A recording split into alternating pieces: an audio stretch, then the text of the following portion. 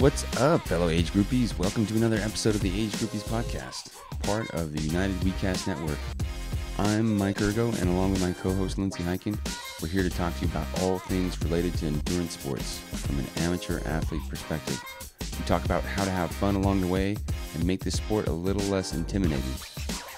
You all can follow the show on Instagram at Age Groupies, all one word. Join our Age Groupies page on Facebook. And you can look us up by name, Lindsay Hiken and Mike Ergo on Strava. If you guys have any questions, comments, or topic ideas, feel free to email us at agegroupies@gmail.com. And if you enjoy the show, you guys, could you leave us a rating and review on iTunes or wherever you get your podcast? That would help us out immensely. Put us up there on the rankings and help get this show out to people who need it. Thanks, guys. Appreciate it. All right. Today, our topic is Mind, Body, and Spirit. I'll be reading an ebook I wrote with the same title, Mind, Body, and Spirit. I wrote back in 2017, and it is a guide for balancing our health and wellness in these three categories. A lot of times we concentrate just on physical health, but as you know, we're here to talk about all that stuff here on Age Groupies. I wrote this book for my fellow veterans, but the principles apply to all of us, especially those in our community who struggle with anxiety, depression, addiction, and other mental health challenges. So there's something in here for everyone. That includes you. So I hope you enjoy it. Now let's get to it.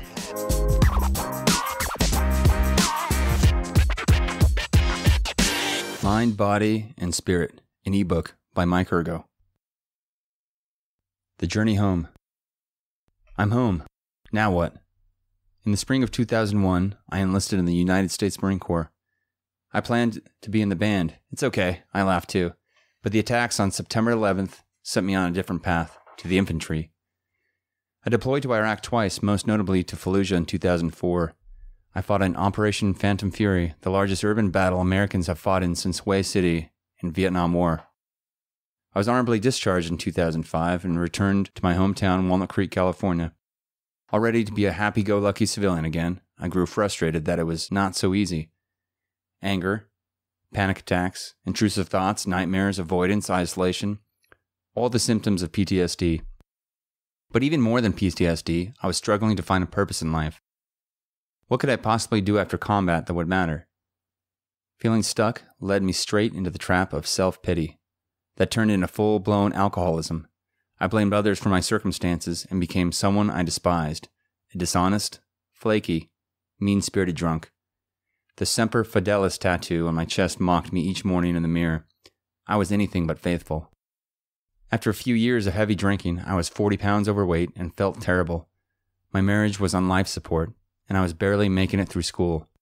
I lived to get drunk and high. In July of 2012, my wife let me know that I had a choice to make. Change my life, or the marriage was over. Message received. I quit using alcohol and drugs that day. A good friend brought me to the 12-step recovery community, and I spent time soul-searching and uncovering the inconsistencies and character defects in my life. The truth was painful, but the change was worth every second of discomfort. I was liberated from the slavery of alcoholism and self-sabotage. With no chemical aids, I faced the hurricane of feelings I had avoided for years. Grief from friends lost in combat, resentment towards myself, resentment towards others, and fear. Fear that I was not good enough. Fear that if people really knew me, that they would leave. A spiritual teacher helped me face these fears head on and learn that they were an illusion. In fact, I started to see fear as something to move towards. Fear became a helpful guide in my next steps in life. Little by little, I reacquainted myself with how good it felt to work out and put more wholesome foods into my body. I accepted the challenge to do an open water swim from Alcatraz to San Francisco. I started blending fruits and vegetables into shakes that tasted better and better. And then one day on vacation in Hawaii, I watched elite athletes compete in the Ironman World Championships. The shiver down my spine contrasted the oppressive heat among Kona's lava fields. I didn't know how I would get there, but the sport of triathlon was my next step. I signed up for my first triathlon soon after that vacation. I chose a local half Ironman, a 70.3-mile race. Twice a week, I found community with my local swim team. I surrounded myself with people who had similar values and goals. Most days I was running, biking, and swimming. The grief of losing my friends in Iraq still ate at me, but this time I used that grief as fuel. I would honor my friends in each race by wearing the names on my triathlon jersey. It wasn't just a race anymore.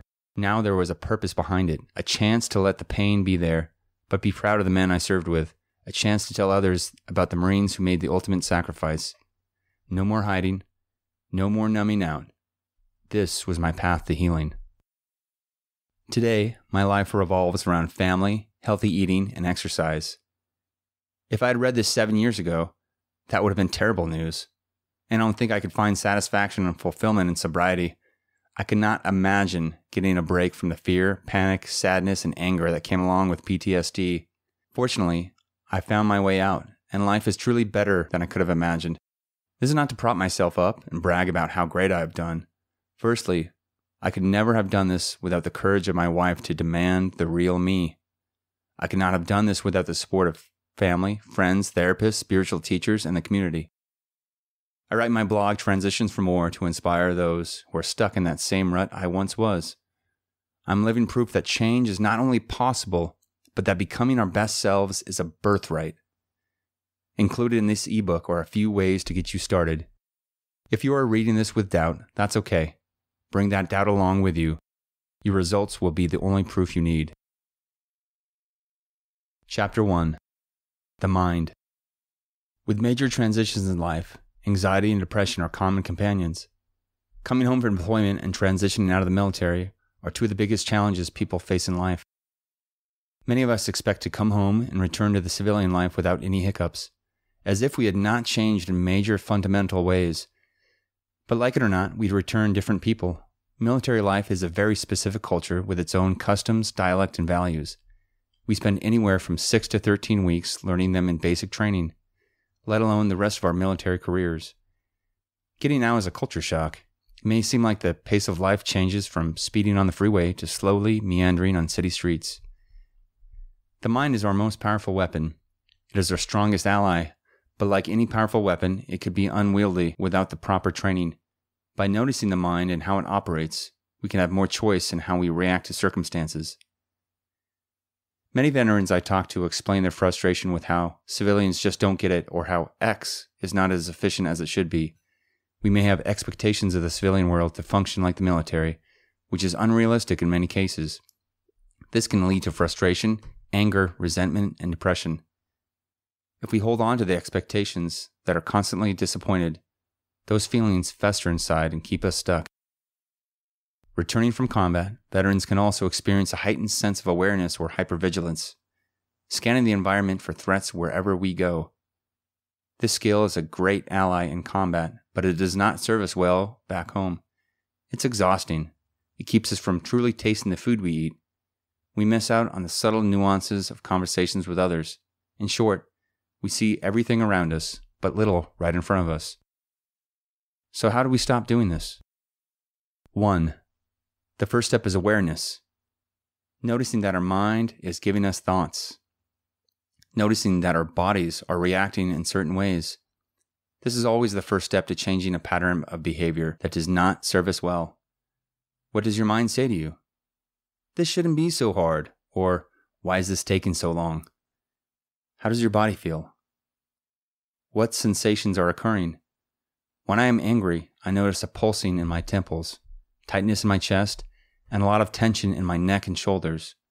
When I am nervous or feel dread, there's a twisting sensation in my guts and an icy, fluttery feeling in my chest. And when I am happy, there's a lightness in my body and warm feeling in my heart. What sensations do you notice? Everyone has different sensations unique to them. With practice, you will be able to notice these more readily. 2. The second step is acceptance. Most people would rather not feel unpleasant feelings. That is natural. But what happens when we avoid these feelings and thoughts? What things do we do that are harmful to us in the long term? For me, it was drinking and binge eating. This kept that feeling at bay for a time, but they returned to a fatter me. Many times it is not the feeling that is the problem. It is our solution that gets us into trouble. What if we could make friends with these feelings?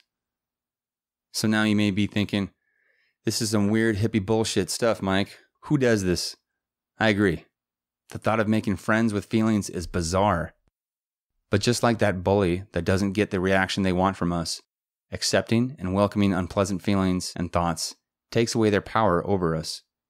Maybe we don't need that pint of whiskey or tub of Ben & Jerry's this time. I've learned to simply say hello to these feelings and keep in my mind that they are only temporary and will pass eventually. 3. Figure out what we can change. There's a lot of wisdom in the serenity prayer used in recovery groups, which goes, God, grant me the serenity to accept the things I cannot change, the courage to change the things I can, and the wisdom to know the difference. What is in your power to change? Can you go for a walk, call a friend, do some deep breathing? Of course you can. Conversely, what can you do to change traffic or bad weather? Nothing. Once you realize this, it becomes easier to let go. Anyone who has made it through boot camp has done this successfully. Drill instructor smoking a skin for no reason? Just do those push-ups and mountain climbers. Let go of how it shouldn't be this way. It is. Chapter 2. The body. Our bodies give us great feedback. When we treat our bodies well, it just feels good. When we overlook ourselves, we pay for it. Eating poorly can lead to health complications. A sedentary life leaves the body weak. In my experience, there are 3 main ways to treat our bodies well: sleep, nutrition, and movement. Sleep. Contrary to popular belief, we don't get stronger during a workout. That happens during recovery, the time between workouts. Without enough sleep, our bodies cannot handle the physical and mental stress we experience each day. Lack of sleep can lead to weight gain, sickness, injury, and overall irritability. Good sleep habits can set the odds in our favor. A few easy ways of doing this are to A. Turn off the TV, phone, and computer at least 1 hour before bedtime. The blue light emitted by these devices tells our brain to wake up. It's the same signal we get with morning sunlight. B. Make your room as dark as possible for sleeping. Get blackout curtains, turn off the lights, or use a sleeping mask. C. Have a consistent bedtime. This makes it easier for your body to start winding down at the same time. D. Have a sleep ritual. It could be as simple as one relaxing backstretch or a few deep breaths. Just like consistent bedtime, a sleep ritual also helps your body to know when to start winding down. 2. Nutrition. Every internet guru, in air quotes, has an opinion on nutrition. Paleo, gluten-free, vegetarian, vegan, high-carb, low-carb. The list goes on and on. So how does anyone cut through all the BS and contradictions the health experts are giving us? I take a simple approach inspired by Michael Pollan, author of In Defense of Food. He states that we can avoid the hassle of counting the grams of protein, carbs, or fat that we should have. Instead, we can focus on foods that are closest to their original form when they were alive. Would your great-grandmother recognize it as food? Then eat it. Check in with yourself 30 minutes later. How do you feel?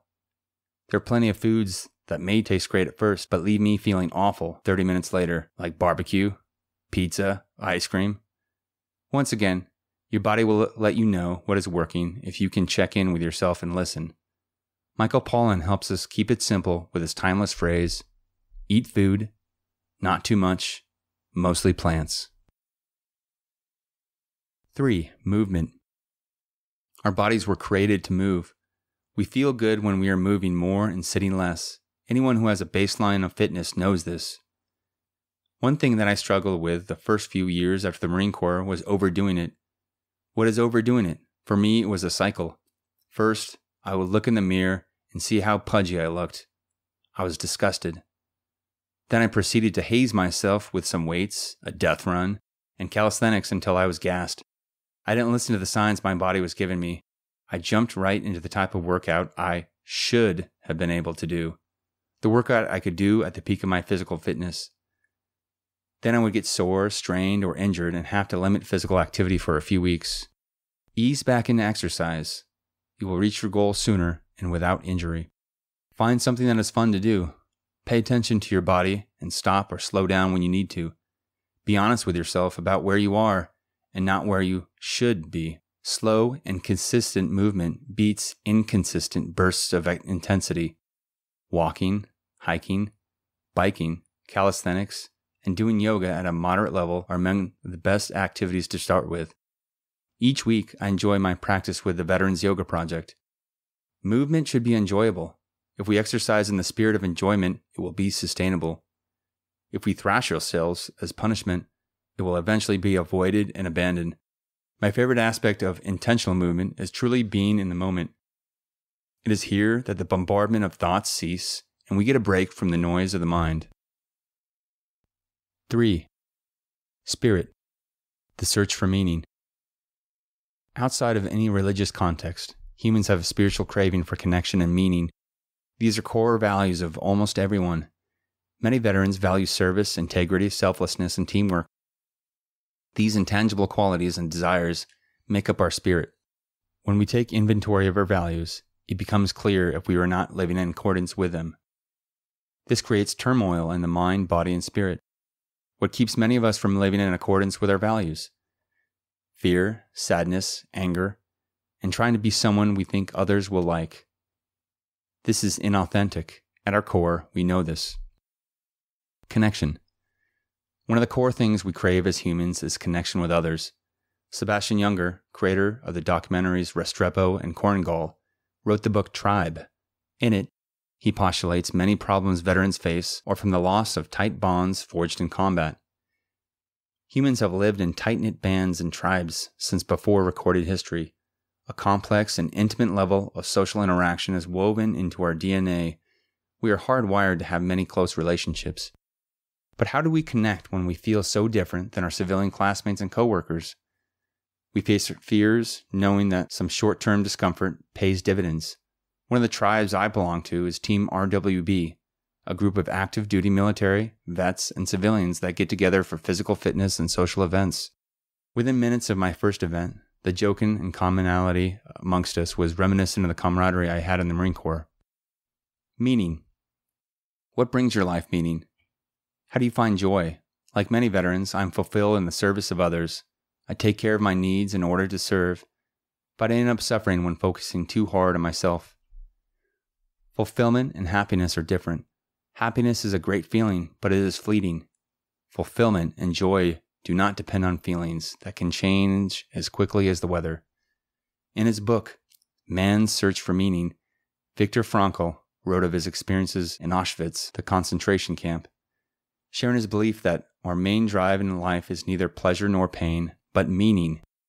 We find meaning by 1, interacting authentically with the environment and others.